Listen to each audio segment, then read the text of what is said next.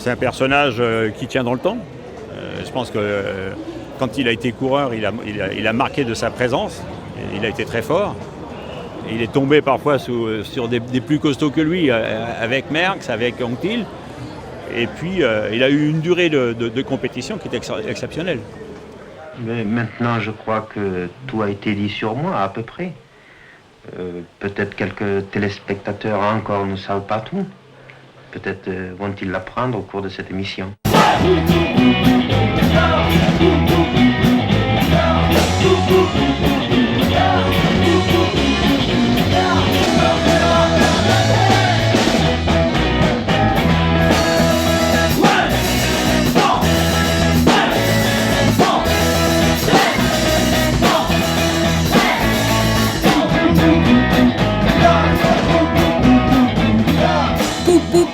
Poulidor, version chantée, déjantée, décalée, illustration de la toujours grande notoriété de Raymond.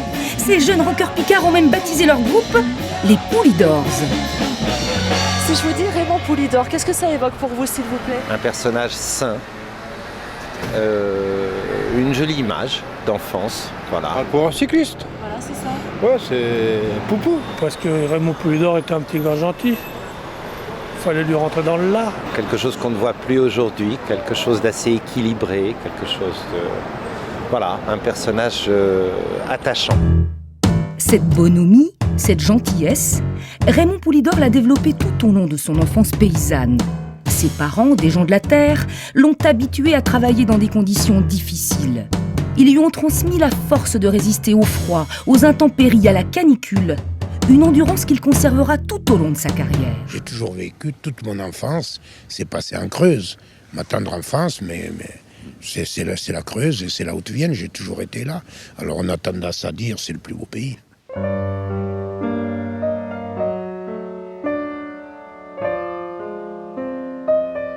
Raymond Poulidor intime est un personnage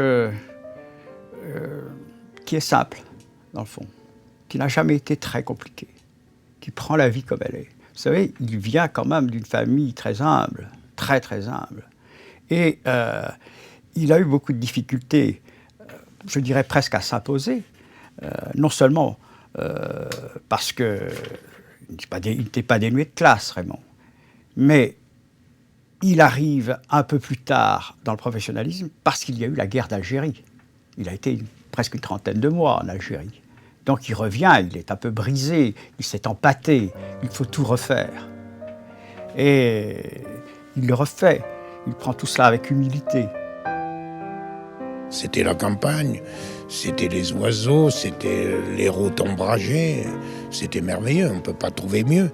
Ne serait-ce que l'altitude, on évolue à peu près, lorsque je sortais, le plus haut que je montais, c'était à 400, 500, 600 mètres.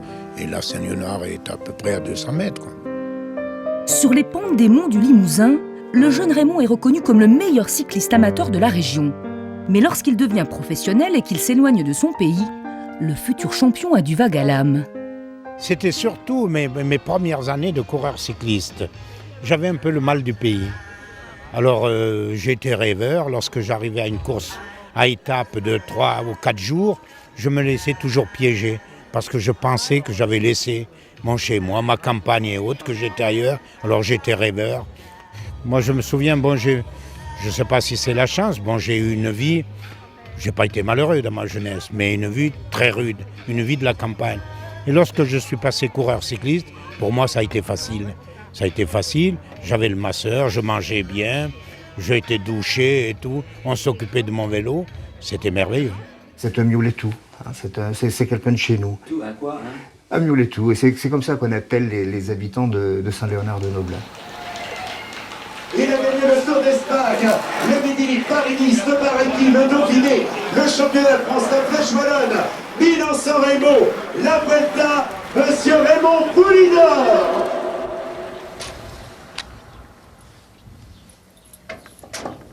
J'ai pris ma retraite, j'avais plus de 70 ans. Voilà. Le jour où vous avez décidé d'arrêter, il y a un moment où vous avez dit j'arrête la compétition. Lorsque j'ai arrêté, ça m'a fait tout drôle. en janvier, fin janvier 78. J'avais pratiquement 42 ans. J'avais fait un superbe Paris-Roubaix, mais la montagne, les contre-la-montre devenaient très difficiles. C'est là qu'on s'aperçoit qu'une page se tourne. Qu'est-ce que je vais faire? Qu'est-ce que je vais faire?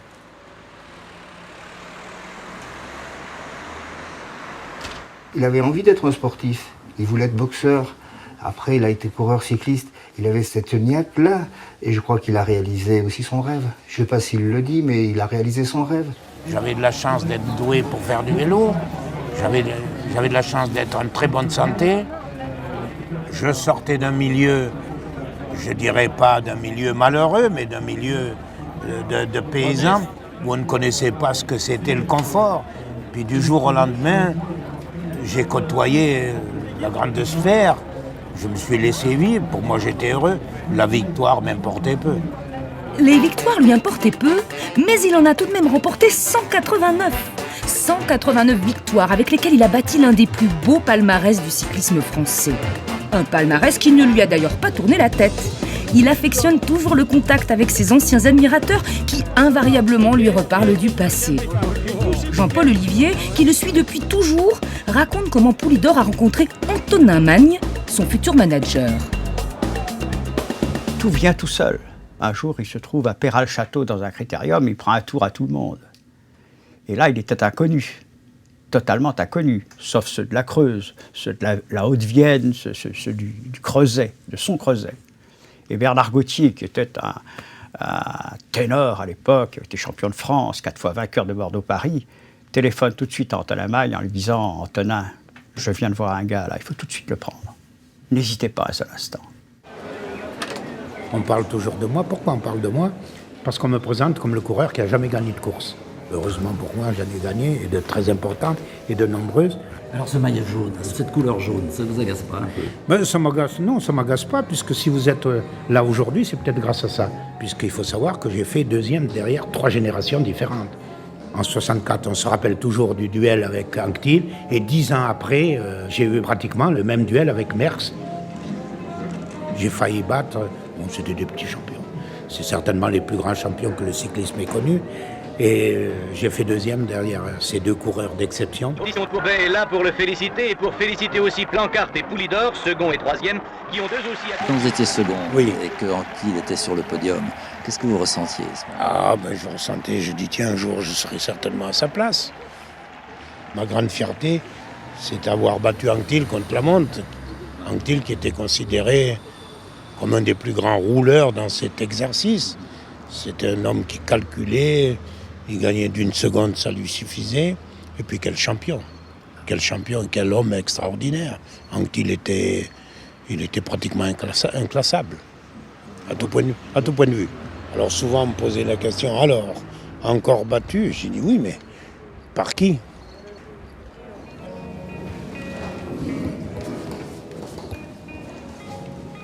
Voilà, alors là c'est mon premier Tour de France, 1962. D'ailleurs, pas très loin d'ici, je faisais une petite sortie, puis j'ai cassé une manivelle. Et je me suis fracturé le petit doigt, d'ailleurs, il est toujours déformé. Et j'ai pris le départ du Tour dans un immense plat. D'ailleurs, regardez dans les conditions que j'ai pris le départ du Tour. Là, ouais, vous voyez, j'ai du mal à tenir la main.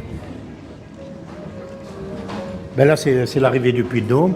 Alors, lorsque vous demandez aux gens qui a gagné le Puy-de-Dôme, 80% vont vous dire c'est Poulidor, alors que j'ai fait 3e de l'étape. La légende Poulidor est née de cette rivalité Anquetil-Poulidor sur les pentes du Puy-de-Dôme où pendant des kilomètres ils se toisent roue dans roue. Lutte de pouvoir, lutte fratricide qui déstabilise. Aujourd'hui, les équipes font appel à des psychologues qui observent et analysent le comportement et le potentiel de chaque coureur. Poulidor, qui commençait déjà à être le chouchou du public, fait craquer Anquetil. Je ne sais pas s'il n'y a pas derrière aussi une histoire de classe, une classe vraiment moyenne, populaire, qui symbolise Poulidor, et puis une classe un peu plus aisée, un monsieur peut-être un petit peu pédant, même si je pense qu'il n'était pas pédant, Anquetil, mais sa façon de regarder les autres, qui pouvait parfois frôler l'arrogance, le public a choisi. Quelquefois, il y avait l'attitude du public qui n'était pas très cavalière vis-à-vis de Jacques, qui était souvent sifflé. Vous savez, le public, il aime bien celui qui perd, celui qui a de la malchance. Alors Jacques, dans les moments capitaux, Jacques avait jamais de problème, jamais de crevaison. C'était le panache quelquefois. Mais lui, ce qui l'intéressait, c'est de gagner. Il y avait une très très grande amitié entre Raymond et Jacques. Mais bien sûr, quand on est en course, l'amitié, elle disparaît pendant 2-3 heures, et là, c'est la bagarre. Hein? Il l'évoquait avec vous, cette bagarre? Ah oui, il aimait bien, ça l'amusait. Nous avons surtout été divisés par la presse. Et je voulais pas dire quand même qu'on se parlait pas avec Poulidor, mais il y a eu des moments, notamment après une étape de Paris-Nice, où là, je lui en veux toujours un petit peu pour cette étape. Je crois qu'il avait été, c'est peut-être la seule fois où il a été mauvais perdant. Oui, il y a eu des déclarations assez flagrantes. Oui, alors là, nous étions divisés, nous ne sommes pas serrés la main pendant 2 mois. Alors par contre, maintenant, nos rapports sont excellents. Est-ce que vous êtes rancunier? Non, pas du tout. Pas du tout. Je crois d'ailleurs, peut-être que c'est un défaut de ma part. Entre les deux, il y avait vraiment quelque chose. Une compétition, peut-être une fraternité, une amitié qui s'est créée. Je pourrais pas vous en dire beaucoup plus parce que j'ai pas vraiment vécu cette époque. Tout le monde s'identifiait soit à l'un, soit à l'autre. Bon, il y avait les poulidoristes, il y avait les anquetillistes, quoi. C'est ce qui fait la beauté et la gloire du sport cycliste. Autant on avait affaire à 2 personnages très particuliers, autant les 2 étaient très timides quelque part. Jacques Anquetil, de manière différente, Jacques Anquetil n'aimait pas trop la foule. Il aimait bien se trouver dans un petit cercle, mais il n'aimait pas la foule. Il la fuyait. Et du reste, ses victoires, c'était également ça. Ses victoires avaient la froideur de la perfection. Et le public le sentait, le public se détournait un peu de lui. Le public n'aimait pas Jacques Anquetil. Le public a aimé Jacques Anquetil à la fin, complètement à la fin. Et on aimait Poulidor parce que c'était celui qui venait de la campagne, c'était celui qui se battait, qui paraissait moins fort que l'autre, mais qui n'hésitait pas toujours à engager le combat. Et je pense que la France profonde se reconnaissait en lui.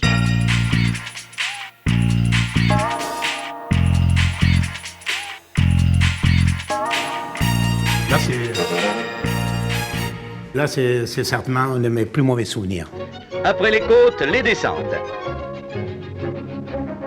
Là apparaissent clairement tous les dangers du Tour. Foncer à 80 à l'heure dans les lacets n'est certes pas de tout repos. C'est mon plus mauvais souvenir. Pourquoi? Parce que c'est le Tour de France 68. Tour de France, je pense, à 8 jours de l'arrivée. Je crois que j'avais 3-4 minutes d'avance sur le vainqueur Yann Janssen. Il restait l'étape contre le monde. Et bien, je pense que cette année-là, j'aurais gagné le Tour de France. Chute de Poulidor. Et la malchance, qu'est-ce que c'est la malchance? Vous savez, lorsque vous loupez un virage, vous allez dans le ravin, vous avez que des blessures superficielles, je pense que c'est beaucoup de chance. Oui. C'est beaucoup de chance. Une moto en travers. Sur le coup, je n'ai même pas senti de douleur. Ce jour-là, Poulidor était l'homme à abattre. On a attaqué, évidemment. Et on ne m'a pas fait de cadeau. Le peloton a laissé Raymond sur le bord de la route. Il a alors perdu toute chance de remporter son premier Tour de France. D'ailleurs, Raymond, vous en avez fait d'autres des chutes. Il faut savoir qu'il y a une stèle qui est sur la route à 20 km d'Albi. Ici, Poulidor a perdu toute chance de gagner le Tour de France. Et le jour où j'ai inauguré ça, monsieur le maire qui était là, il m'a dit « c'est moi qui vous ai remis sur le vélo ». Qui vous ai remonté sur le vélo, qui devait avoir 13-14 ans. Bon, c'est... Merci. J'ai frôlé la mort 2 fois. 2 chutes, j'ai frôlé la mort. Et moi, quand on me dit « j'ai pas de chance », je dis non, je suis né sous une bonne étoile. Quand je fais des étapes de montagne, j'ai dit « c'est pas possible, je suis pas passé là en tant que coureur ». On voyait pas les précipices. Mais dans la voiture, tu es plus haut. Ce sont de véritables acrobates qui risquent leur vie dans des descentes vertigineuses et les risques augmentent au fur et à mesure que s'intensifie la contrainte des performances. Le long des routes de France, Raymond Poulidor a rassemblé un capital sympathie qui est entré dans le vocabulaire du public. Celui qui fait aujourd'hui second devient un Poulidor, un poupou. Ce terme a traversé les générations. On comparait souvent les Français et lorsqu'ils perdaient, voilà, c'était plutôt des Poulidor et qu'autre chose, mais on ne pouvait pas imaginer tout le travail qu'avait pu faire aussi Raymond Poulidor. Dès l'instant où il y a quelqu'un qui est en pépin, on dit tiens, c'est le Poulidor de ci. Encore dernièrement, il y avait une dame, c'était la 3e fois qu'on avait dit que c'était la plus âgée de France. Et à 3 reprises, On a trouvé une dame qui avait 15 jours de plus qu'elle. Et on l'a baptisée la Poulidor. Poulidor des centenaires, voilà. On a même à un moment sorti le terme de poupularité. Ça vient du fait qu'il était effectivement très très populaire. Très, très populaire. Mais il se prêtait à tout. Il allait vers les gens, et les gens venaient vers lui. Jacques Anquetil ne faisait pas ça. Jacques Anquetil, lui, fuyait plutôt. Et c'est pour ça que le peuple se reconnaissait en Raymond. On parle même de syndrome du Poulidor, hein, comme si être second, comme si rater, c'était être Poulidor. Par contre, c'est vrai que les gens, ils oublient que Raymond Poulidor a aussi gagné. Raymond, qu'est-ce que vous avez raté dans la vie? Je ne sais pas si j'ai raté quelque chose, je ne sais pas. Quelquefois, je me pose des questions, surtout sur mon palmarès. Je dis, mais comment se fait-il que je n'ai pas gagné telle ou telle course? Et puis après, quand je retrace, quand je regarde en arrière, j'ai dit, mais est-ce que c'était vraiment utile? Est-ce que c'était vraiment utile? Puisque j'aurais un palmarès énorme, j'aurais des Tours de France et tout, est-ce qu'on parlerait de Poulidor?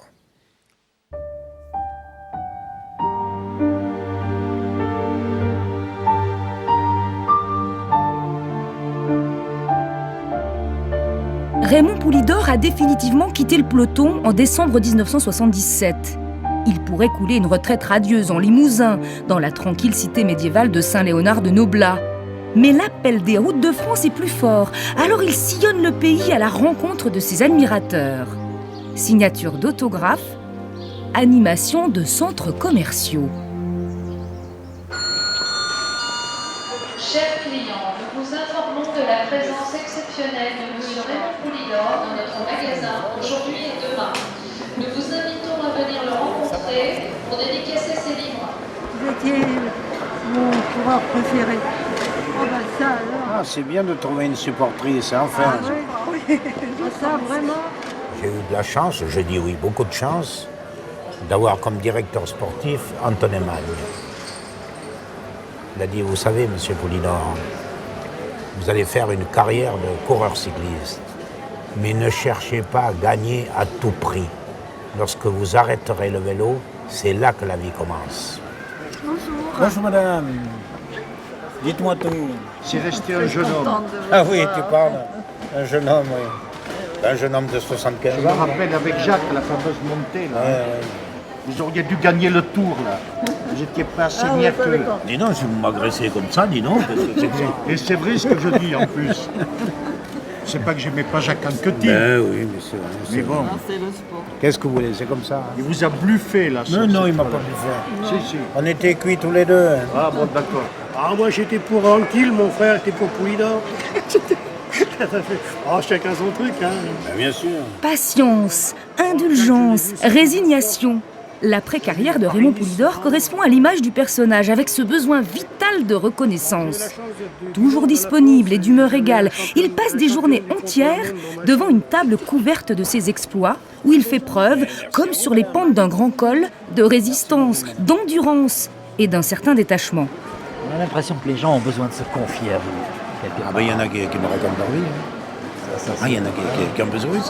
Le mot est exact. Ça leur apporte un réconfort. J'ai eu beaucoup de chance d'avoir une bonne santé. Bonne santé qui était due certainement à la vie dans la campagne. Levé souvent à 4 heures du matin et j'avais déjà l'amour du vélo. J'allais m'entraîner la nuit et lorsque je suis passé professionnel, pour moi ça a été une vie très très facile. J'avais signé 2450 mètres de signature pendant le Tour de France. Puisque ma signature, je crois, fait 5-6 cm. Et on avait multiplié par le millier de photos que j'avais distribuées au cours des 20 et quelques jours. Voilà pour Jean-Claude. Merci beaucoup. Merci à vous, madame. Raymond et l'argent, on l'a fait passer, on le fait toujours passer d'ailleurs, pour quelqu'un de pingre, très près de ses sous, etc. etc. Vous savez, moi, il me disait, quand j'allais à l'école, j'avais un sarrau, j'appelais ça sarrau, la blouse. J'avais un sarrau tout reprisé. J'avais un cartable totalement élimé. Et je voyais les autres qui avaient des vêtements neufs, qui avaient des cartables neufs. Et moi, j'étais là sans rien. Et je me suis dit, quand je gagnerai ma vie, eh bien, je garderai mon argent.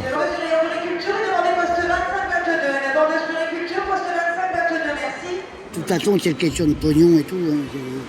C'est l'argent maintenant. Merci beaucoup. Merci à vous, madame.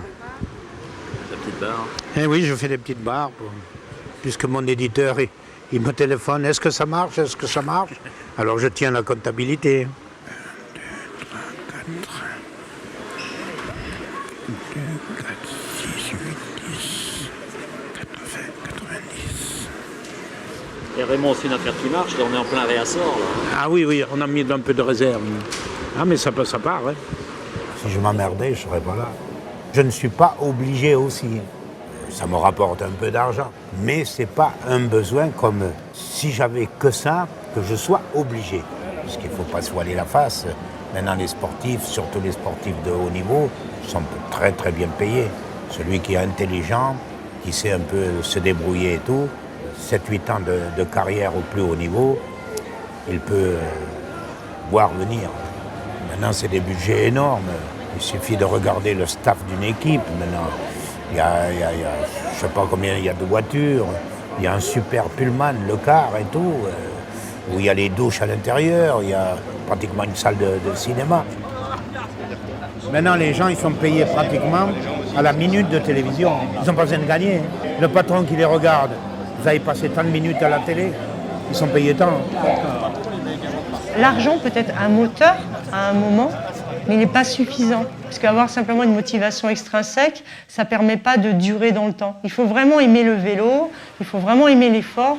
J'allais dire pour avoir une carrière comme Poulidor, parce qu'on parlait de Poulidor, parce qu'avec l'investissement qu'il y a, tous les sacrifices qu'il y a pour franchir une ligne, parce que finalement c'est ça, lever les bras, avoir un plaisir qui est très éphémère. Il y avait une prime de 1 million. J'ai gagné la prime en tant qu'Auvergnat, c'est normal. C'est pas ce qui m'a fait gagner le critérium, mais j'ai gagné les deux. C'est dommage, c'est pas en euros. C'est dommage, c'était pas en euros. D'ailleurs, depuis qu'il y a les euros qui sont arrivés, il paraît que Poulidor va se remettre à courir. Donc... Vous savez, c'est merveilleux de faire quelque chose qu'on aime. Lorsqu'on fait quelque chose qu'on aime, qu'on a choisi, et en plus qu'on gagne un peu d'argent, c'est le rêve. Fidèle en amitié, Raymond partage sa passion du vélo avec son complice Jean-Paul Olivier. Qui connaît pas Polo la science? C'est l'homme qui a signé mes premiers contrats. Mais il n'était pas généreux, il ne mettait pas une grosse somme. Il n'était pas généreux. Je n'ai pas signé ses premiers contrats. C'est Roger Piel qui l'a fait, mais j'ai tapé, oui, plusieurs de ses premiers contrats. Pas du tout gêné avec ses amis. C'est en sandales et en chaussettes que Raymond Poulidor accueille son ancien compagnon de route, Jean-Pierre d'Anguillaume. C'est le premier vainqueur d'étape sur le Tour de France, Jean-Pierre d'Anguillaume.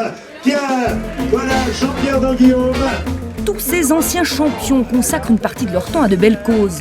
Aujourd'hui, trophée handisport de Montlouis-sur-Loire, où comme chaque année, les plus grands athlètes repoussent les limites de leur handicap pour accomplir de véritables performances. C'est l'homme de tête, là. Ah oui, c'est lui. Oh là, oui. Allez, voilà. Voilà. Oui, il ne faut pas l'écraser.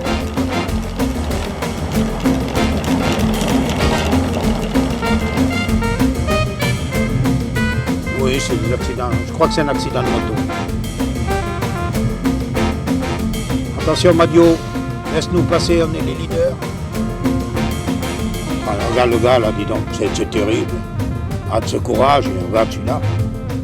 Il y en a qui n'ont pas de jambes. Impressionnant.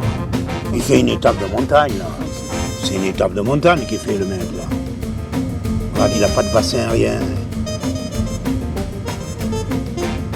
Moi, ce qui m'avait étonné, je le dis encore, je le répète et tout, tout à l'heure je l'ai dit et tout, j'avais entendu un athlète qui avait dit, c'est tout juste, s'il n'était pas content d'avoir cet handicap, il a dit, sinon je n'aurais jamais connu ça. Les voyages à l'étranger, Jeux Olympiques et tout, c'est énorme. 57. Alors, regarde comment il revient sur les gars. Ah, ça y est, il le sort. Ah, c'est pas sûr, hein. Et l'autre, pareil, hein. Oh, t'es toujours fidèle, toi, hein? Oui, mais vous avez du mérite, hein. C'est normal de vous encourager. En tout cas, merci à toi. Qui nous a rejoint. Voilà le ballon d'or.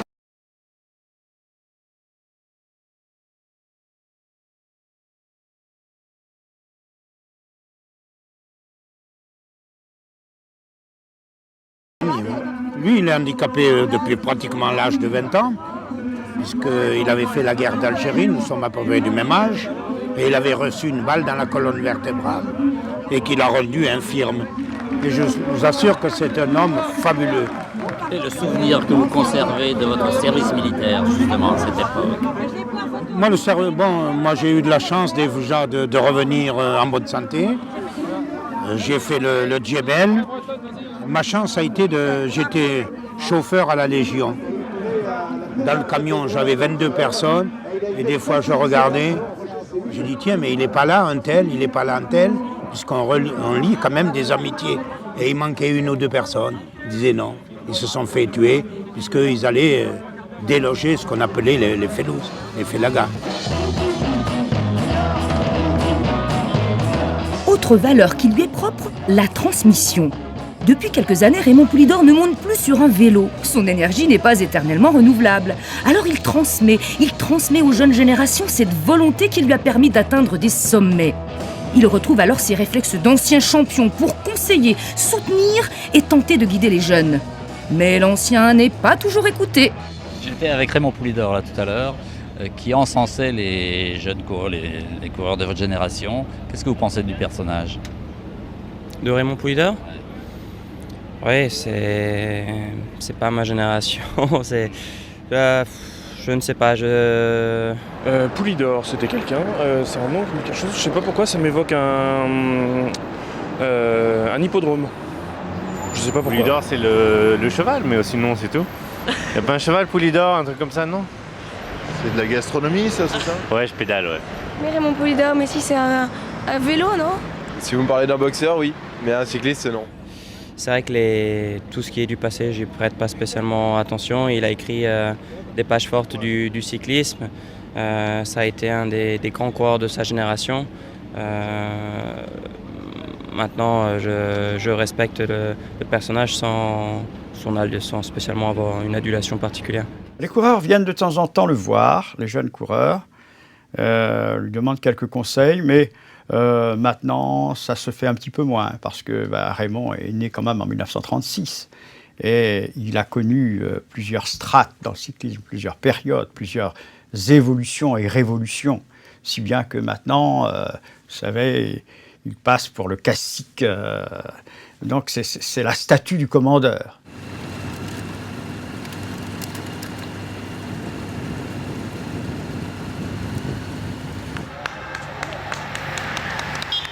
Vous savez, ils ont du mérite. Un jeune avec les facilités de la vie actuelle s'imposer d'énormes sacrifices, je trouve qu'ils ont beaucoup de mérite. Pour beaucoup, ils deviennent coureurs cyclistes parce que dans leur famille, le vélo existait déjà. Ils ont eu des résultats et puis ils sont partis dans cette forme d'engrenage. Donc là, ils ont plein d'étoiles dans les yeux parce qu'ils n'imaginent même pas la vie que peut avoir un cycliste professionnel, qui doit faire attention à ce qu'il mange, qui doit avoir une hygiène de vie quasiment impeccable.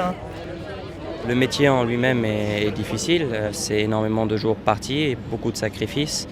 Mais comme je viens de le dire, pour moi au départ c'est une passion et les sacrifices envoient largement la chandelle. Dans la famille Poulidor, il est un jeune qui fait aujourd'hui parler de lui.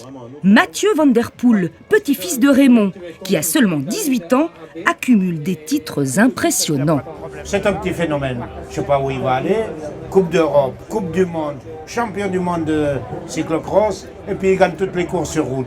Contrairement à son grand-père, Mathieu est déjà surnommé l'éternel premier.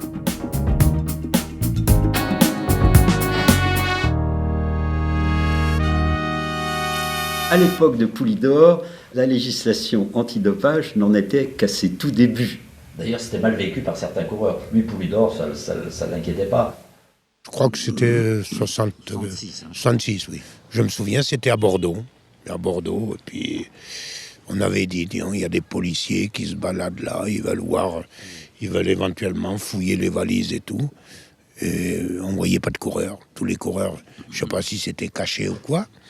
Et puis moi, je me baladais en survêtement dans les couloirs de l'hôtel et je suis abordé par 2 policiers qui me sortent leur carte police.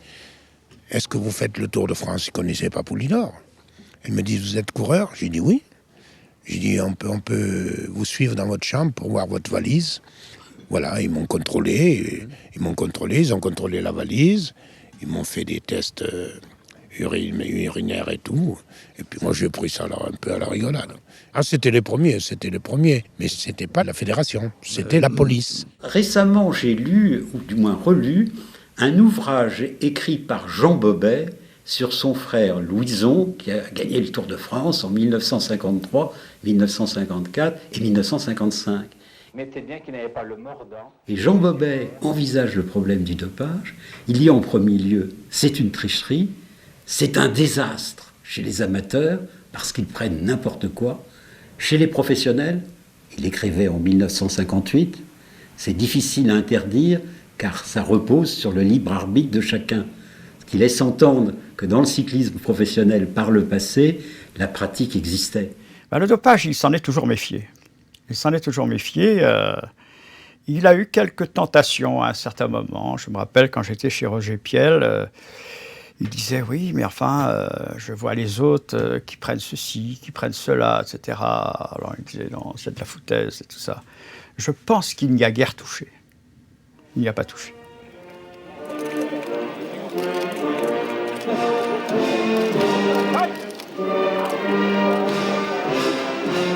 Ah, Lemon, c'était un gars fabuleux. Lemon, il a fabuleux. D'une gentillesse et tout, près du public et tout. Contrairement à Armstrong. Armstrong, c'est autre chose. Ouais. Je dis bien Armstrong, c'est la seule star qu'il y a eu à vélo. Je dis bien star. Il était invité dans le monde entier, président de la République et tout. C'était une star. Alors il ne s'appartenait pas. Dans le cas d'Armstrong, ce que je retiens pour ma part, c'est que un sportif, quelle que soit sa notoriété, n'est pas à l'abri de la répression ultérieure en cas de manquement à l'éthique du sport. Qu'est-ce qu'on peut bien dire sur Armstrong? C'est vrai que quand on voit le dossier qui sort aujourd'hui, on peut dire que c'était un bel escroc. Voilà. Je peux avoir certaines idées sur Armstrong. Armstrong, c'est quoi Armstrong? Armstrong, il a été un jeune champion du monde, après il a eu son cancer. Et on lui a fait des tests lorsqu'il a eu son cancer. Il était déjà positif. On a fermé les yeux. On aurait dû, à ce moment-là, lui retirer sa licence. Et on a continué à fermer les yeux. Et on lui coupe la tête maintenant. J'ai quand même le moyen de faire 10 000 prélèvements et analyses chaque année. Et s'ils sont bien ciblés, c'est suffisamment dissuasif. Moi, ce qui m'a choqué sur Armstrong, c'est à la suite de ses déclarations, bon, tout était organisé, c'est lui qui commandait et tout, mais il était quand même couvert. Alors après, j'ai vu ses déclarations, ça m'a un peu choqué, j'ai un peu changé d'avis. Armstrong qui a dit, on ne peut pas gagner le Tour de France sans se doper, sans rien. Moi, je répondrais si, mais à une condition que tout le monde soit sur un pied d'égalité. Bien sûr. Bon, le Tour de France se courra peut-être à 37, 36 de moyenne au lieu de 40. Mais ça changera quoi? Les plus forts seront toujours à l'avant. Souvent, on a beaucoup dit de choses sur Anquetil. Il était un peu comme Armstrong, c'était un professionnel. L'entraînement, quand il faisait l'entraînement, c'était sérieux, c'était sévère. D'ailleurs, un coureur comme Anquetil, il le disait, j'ai des cuisses comme des passoires. Il l'avouait. Alors le drame, c'est qu'Anquetil est mort d'un cancer et qu'il n'est pas impossible que ce cancer soit en relation avec les pratiques dopantes, malheureusement. Et il y a une chose qui m'a fait beaucoup de mal, c'est quand on a perdu Jacques et que Raymond est venu ici avec tous les autres sportifs. Et moi, je suis montée dans les étages et à un moment donné, j'ai regardé à la fenêtre et c'est même très émouvant parce que Raymond, il pleurait. Il était dehors et il pleurait. Et là, ça... Vous voyez, ça me fait encore quelque chose parce que il perdait son frère. Et ça, c'était émouvant. Oui, c'est assez émouvant. Bon, je pleurais presque en cachette, quoi. Et je pensais que personne ne me voyait. Bon, j'étais un peu en retrait, et puis bon, elle m'a avoué plus tard, et puis nous avons pleuré presque ensemble. Ils sont très, très, très sensibles, les sportifs. Et il faut vivre à leur échelle, à leur dimension, pour se rendre compte de la... Quand ils ont des joies, c'est des grandes joies permanentes, enfin tout de suite, mais quand c'est des souffrances, c'est des souffrances et ils ont des liens d'amitié qui sont très précieux. Et si on leur fait du mal, on les casse. Et c'est terrible pour eux. C'est terrible parce que souvent, ils ne s'en remettent pas. Le rêve, la gloire, l'argent, mais aussi les femmes. Les femmes qui occupent une place prépondérante dans la vie et l'entourage des coureurs cyclistes. La place des femmes chez les coureurs cyclistes. Ils sont toujours très entourés, ces hommes. Pourquoi ? Oh, comme tout acteur, comme toute personnalité. Dès que vous êtes une étoile, que vous êtes brillant, vous êtes toujours très entouré. Même si vous êtes laid, même si vous êtes entouré. Parce que c'est la loi de la nature. Sois pas jaloux. Sois pas jaloux. Quand on a la chance d'être entouré d'une équipe tellement sympathique, des filles de 18-20 ans, on se croit à 20 ans, c'est merveilleux. C'est un homme qui est sage et je pense qu'il a besoin d'avoir quelqu'un à ses côtés, une personne à ses côtés, pour qu'il se sente bien. Mais je pense que Raymond, comme Jacques, ils avaient besoin d'avoir une compagne près d'eux. Les coureurs cyclistes, ce sont des hommes, avant tout. Ils aiment les belles femmes, ils aiment les regarder. Sur les podiums, ils mettent vraiment des très jolies femmes.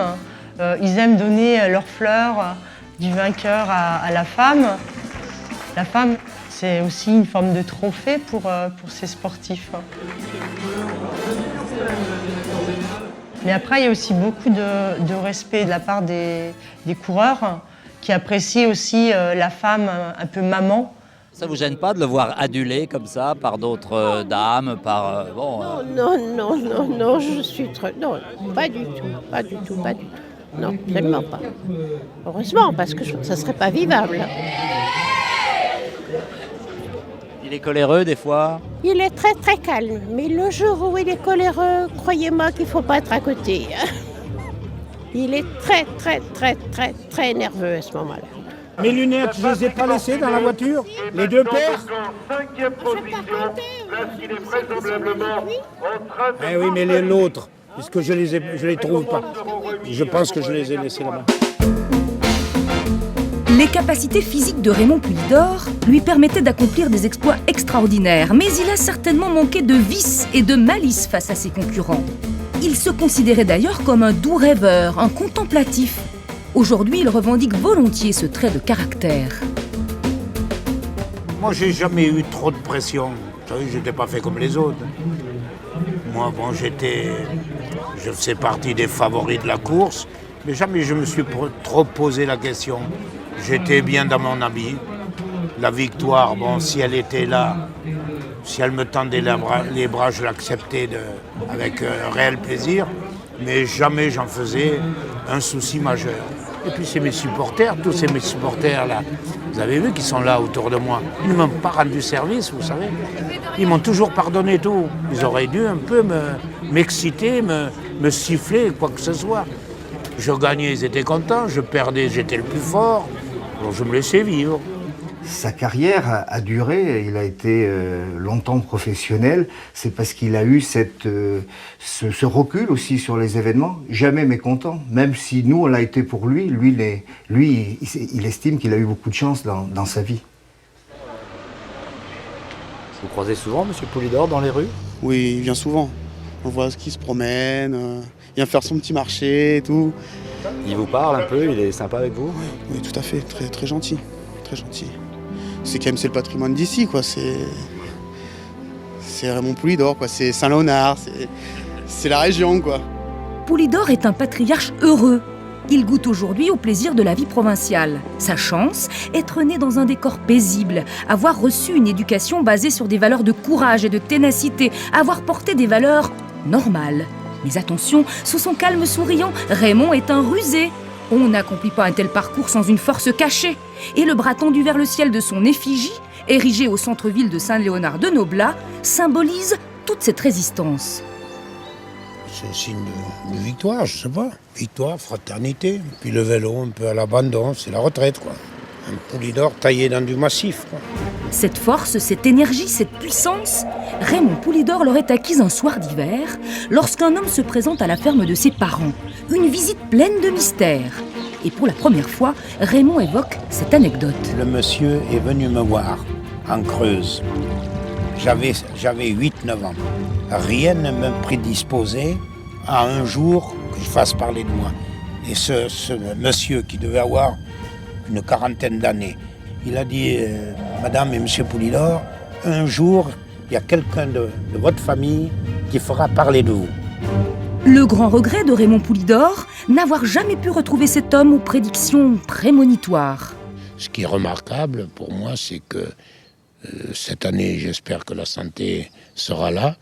Je vais faire mon 51e Tour de France et je côtoie des jeunes de 20-25 ans.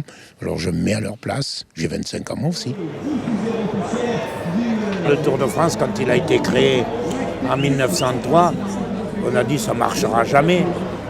Le général de Gaulle avait dit le Tour de France, il n'y a qu'une guerre pour l'arrêter. Effectivement, il a été arrêté par 2 guerres. Allez Francis,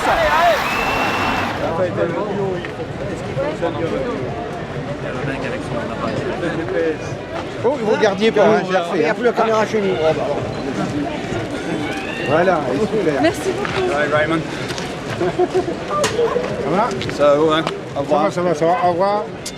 Veuillez vous voir, Raymond. Vous n'avez pas changé. Oui.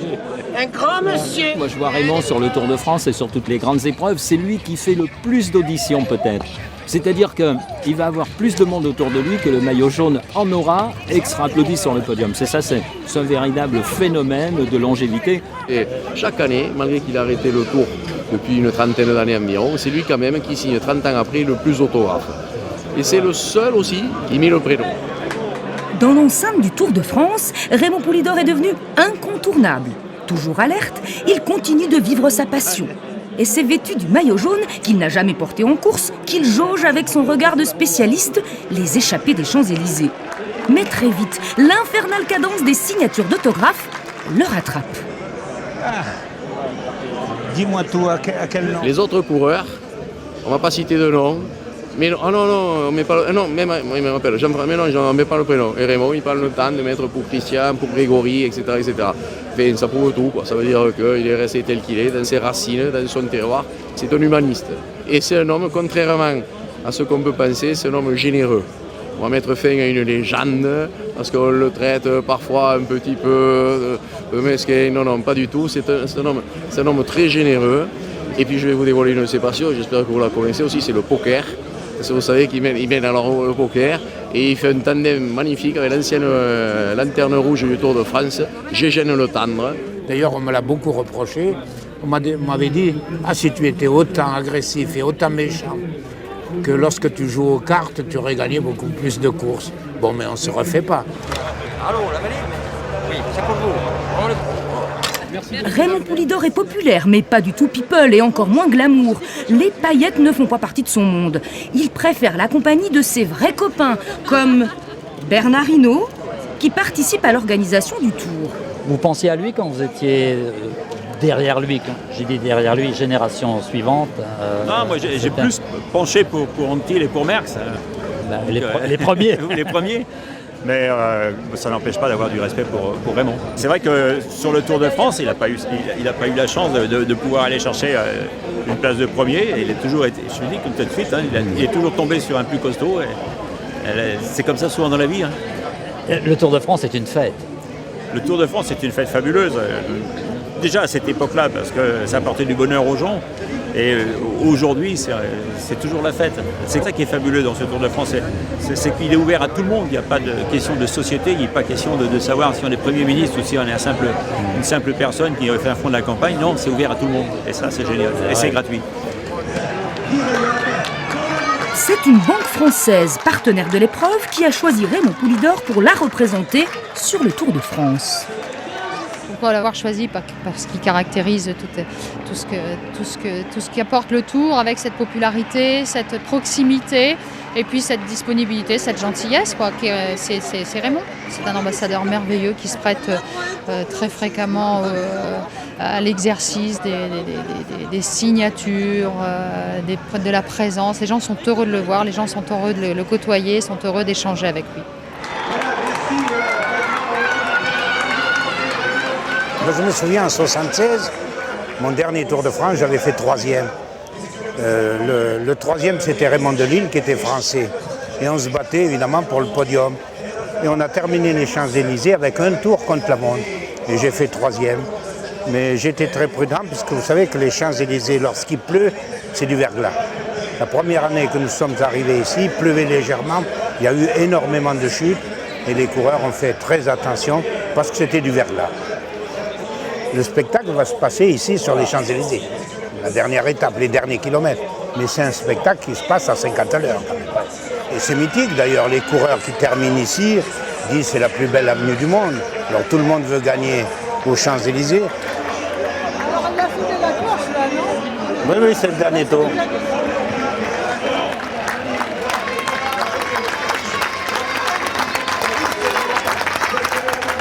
D'après vous, Raymond, qui va gagner l'étape?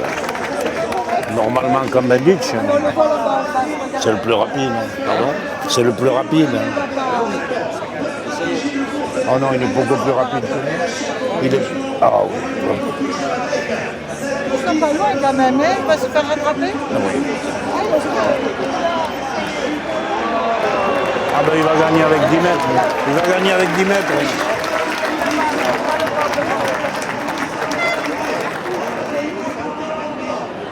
Oh là là, cette vitesse! Oh là là!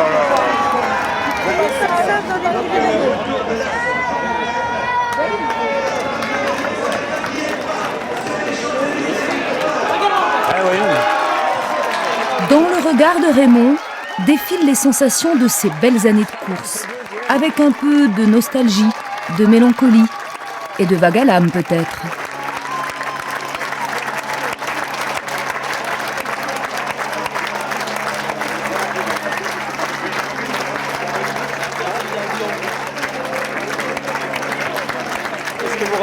Quand vous étiez comme ça, quand vous montiez des marches? Ah ben c'est... Je sais pas, ça fait... On se sent un peu désemparé quand même. C'est la fin, après c'est les nerfs qui lâchent. On est tout drôle. Surtout le matin, demain matin. Quand il va se lever, on se dit à quelle heure qu'on doit manger. Ça fait tout drôle. Il a tout perdu. Et oui, 3 semaines. C'est l'influx nerveux qui lâche et on est très fatigué. Il y a la foule. Hein. Oh là là. L'exposition télévisuelle sur le Tour de France est fabuleuse. Maintenant, c'est devenu... C'est des sommes énormes avec la télévision. Hein. Bien sûr. Parce que maintenant, les sponsors, ils calculent combien de temps ils passent à l'image. Voilà. Un coureur du Tour de France qui fait des échappées, des fois c'est des heures. Bon, ça n'a pas de prix. Hein. Mais c'est de la Noé qui lui remet... Ah mais elle le tient, hein.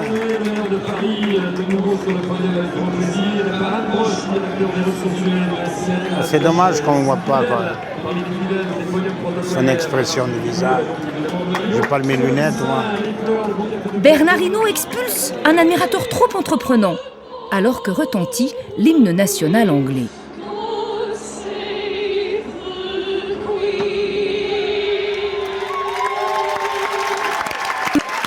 Pour moi, c'est un nouveau tour qui s'achève. Tous les ans, c'est de mieux en mieux. C'est un plaisir. C'est les vacances. Je rajeunis d'un an tous les ans. Merci Raymond.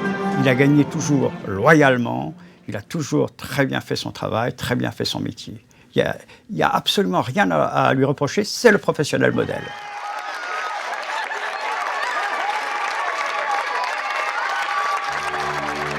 Je crois que le public, je ne les ai jamais lâchés. Et le public ne m'a jamais lâché. Je cours peut-être pas assez vite. Il me rattrape toujours. Je me dis que le jour où je me promènerai dans la rue, qu'on ne retournera plus la tête sur mon passage, je serai malheureux et triste.